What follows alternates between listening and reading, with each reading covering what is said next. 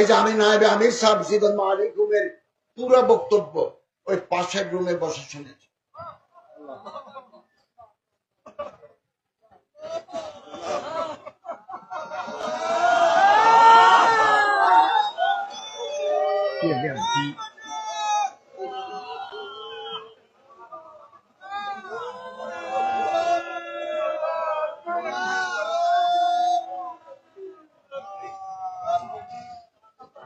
আমার চোখ দিয়ে অনবরত পানি বেরিয়েছে। এই যে দিলের অবস্থা, এটাকে পরিবর্তন করতে না পারলে দেশ পরিবর্তন করতে পারবেন না।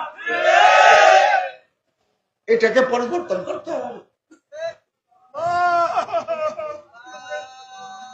আর না হলে দেশ পরিবর্তন করতে পারবেন না। সামান্য মেয়ে লোকের হাতে যদি আমরা আচার খাই, অল্প টাকার জন্য যদি আচার খাই, বৃহত্তর কাজ আমরা করতে পারবো না। দোয়া, দরুদ, জিকির, আজকার, চোখের পানি আমাদের সফলতার মাপকাঠি।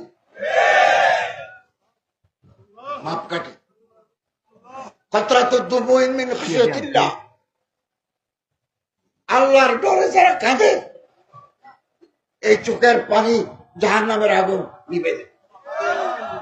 নিভাই দেবে। আমরা আল্লাহর রাজি করব, আমরা কবায়ের সাগায়ের গুনাহ থেকে দূরে থাকবো